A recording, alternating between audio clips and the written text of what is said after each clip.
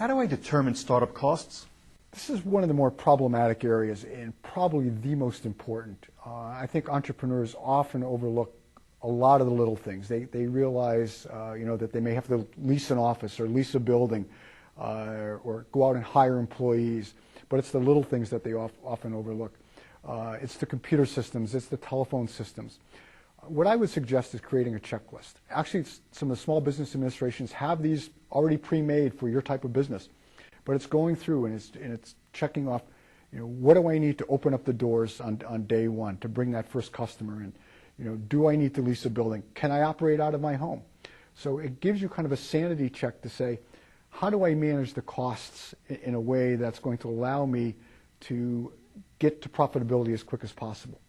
I think the checklist idea is very, very important because it allows you to really map out all the very specific aspects of opening up the business, not just getting the office and starting up a website, but it's all the nitty-gritty details that are so very necessary and often overlooked. What would you say to those that claim the best time to spend money is at the startup when money is plentiful? We have to be careful of the burn, okay? And when an investment banker or venture capitalist invests in your business, they are giving you a certain level of resources that have to tie you over for a period of time until you reach profitability.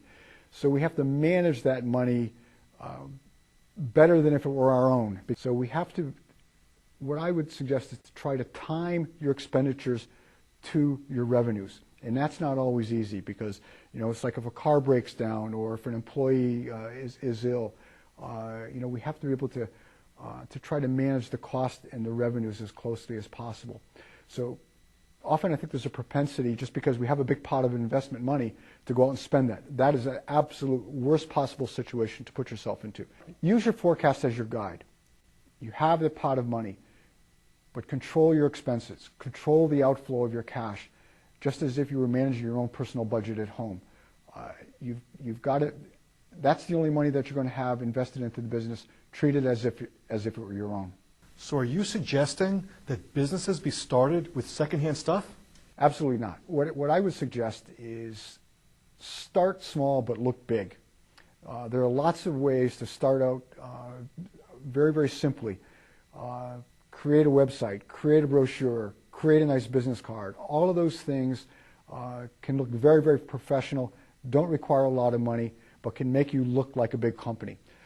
We don't want to suboptimize the products and services that you deliver to the customer by having inferior technology or low-skilled employees. That may end up hurting your customers in the long term because they're not getting the quality of product or service they want. So we don't want to skimp on investing in the company, but we have to do it very judiciously, very prudently.